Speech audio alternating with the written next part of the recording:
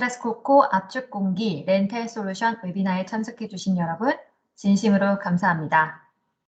이번 웨비나에서는 크게 두 가지 타입의 압축 공기를 언제 사용해야 하는지, 이에 대한 렌탈 솔루션은 어떤 것이 있는지에 대해 준비해 보았습니다.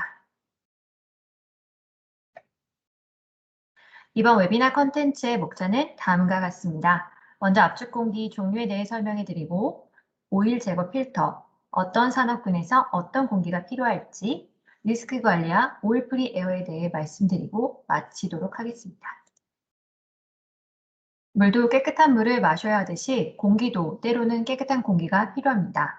압축 공기에도 다른 타입의 압축 공기가 있다는 사실 알고 계셨나요? 현장에서 사용하시는 이동형 압축기의 압축 공기는 크게 두 가지로 구분할 수 있습니다. 오일 인젝션 에어와 오일 프리 에어인데요. 오일 인젝션 컴프레서의 경우 냉각, 윤활, 누설 방지, 산화 방지를 위해 압축실 내에 오일이 들어가지만 오일 프리 컴프레서의 경우 이러한 기능을 하는 오일이 전혀 압축실 내에 들어가지 않습니다. 그 대신에 쿨링 자켓으로 냉각 기능을 대신하고 테프론 코팅이 되어 있어 윤활유가 필요 없으며 타임 기어와 누설류를 최소화하는 설계 덕분에 오일이 한 방울도 들어가지 않고서 말 그대로 오일 프리 압축 공기를 만들어냅니다. 이렇게 구조적으로 다른 두 컴프레서를 살펴보았는데요. 많은 분들이 이렇게 생각하실 수 있습니다. 오일 인젝션 컴프레서를 쓰더라도 뒤에 필터를 달면 괜찮아요. 물론 그런 경우 어느 정도 오일을 걸러낼 수는 있습니다. 자, 그럼 이 표를 한번 보실까요? 대부분 고객분들이 컴프레서 내에 오일 세퍼레이터, 액상 오일을 제거하기 위한 프리필터와 고효율 필터, 오일 증기 제거를 위한 활성화탄소 필터를 설치해 두고 계시는데요. 이러한 필터들은 토출 온도 차에 따른 효율이 크게 차이가 납니다. 토출 온도가 20도인 경우와 40도인 경우 두 가지를 보고 비교해 보겠습니다.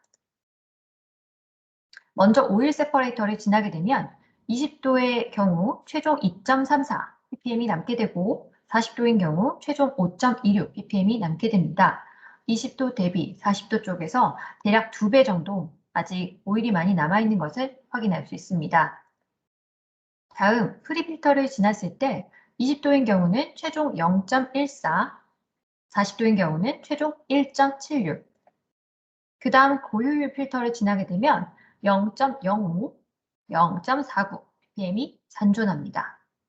온도는 2배의 차이가 나지만 최종 필터링의 양은 대략 10배가량 되는 수치인데요. 이처럼 토출 온도 상승폭에 따른 필터의 효율은 큰 차이를 보입니다.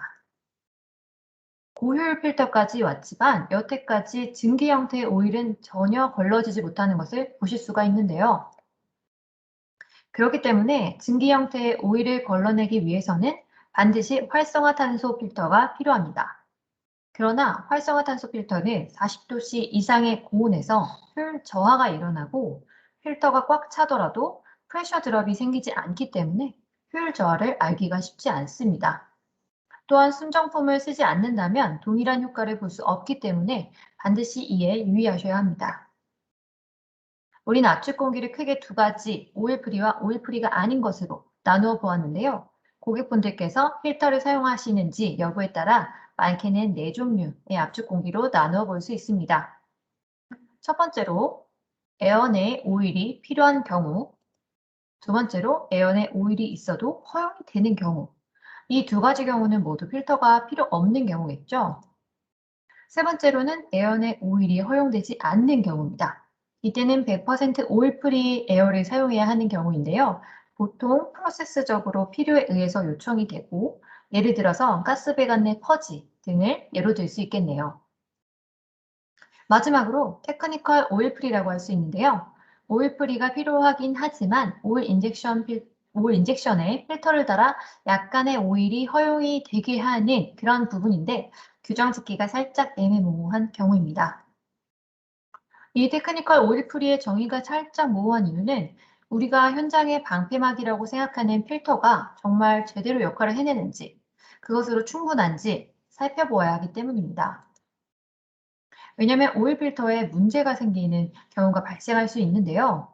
세퍼레이터 쪽에 문제가 발생하게 된다면 유량이 감소하고 오일 함유량이 증가하고 시스템과 공정으로 오일이 범람할 수 있습니다. 또한 심한 경우 화재까지 일어날 수가 있습니다. 그 다음 필터가 문제가 생기게 된다면 동일하게 유량 감소, 오일 함유량 증가, 그리고 오일과 공기 혼합물이 유입될 수 있고요. 이게 시스템과 공정 내로 들어갈 수가 있습니다. 그 다음 활성화탄소에 문제가 생기는 경우, 이 경우가 비일비재한데요. 40도 이상 고온에서는 현저하게 효율이 저하되기 때문에 필터가 포화 상태인지 아닌지 매번 확인하는 것이 중요하기 때문입니다. 유증기를 걸러내주는 활성화 필터에 문제가 생기게 된다면 고온의 유증기가 그대로 공정 내에 전달이 되게 되고 발열성 흡착 물질로 인해 화재가 생길 우려가 있습니다. 이렇게나 큰 문제가 발생할 수도 있다는 사실 알고 계셨나요? 작은 문제라고 생각했던 것이 비즈니스 전반에 있어서는 큰 리스크로 돌아올 수가 있습니다. 리스크 관리 정말 중요하죠? 많은 분들께서 리스크 관리를 정말 중요하게 여기실 텐데요. 리스크는 노출 빈도와 실패 가능성, 실패에 따른 결과값을 곱하면 수치화할 수가 있습니다. 예를 한번 들어볼까요? 일회성 2000리터 탱크 가압 테스트를 한다고 가정을 해봅시다. 이때 노출은 1회이고 실패 가능성은 1회밖에 안 되기 때문에 적다고 할 수 있겠죠. 실패에 따른 결과도 이 탱크에 대한 것만이기 때문에 다른 프로젝트보다는 낮다고 할 수 있습니다. 그렇다면 리스크는 적다고 가정을 할 수 있겠죠.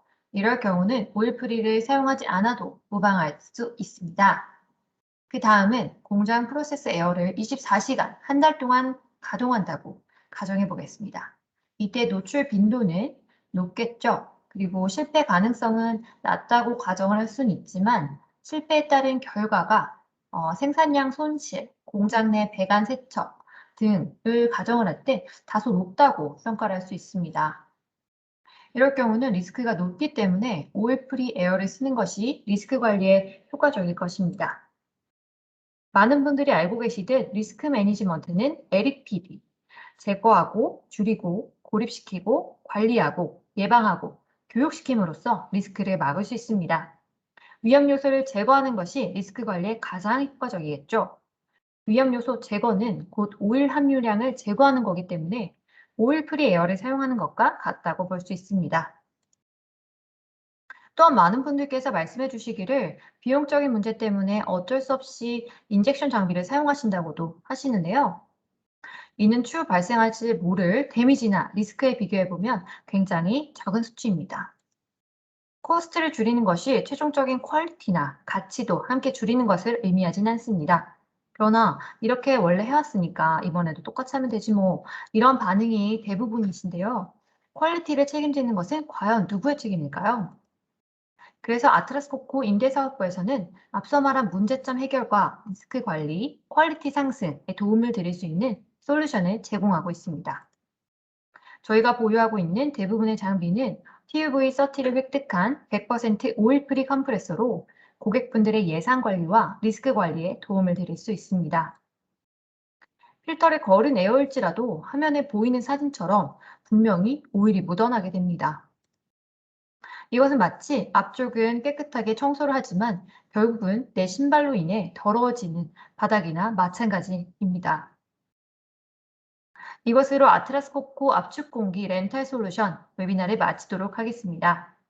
참석해주신 여러분 진심으로 감사합니다.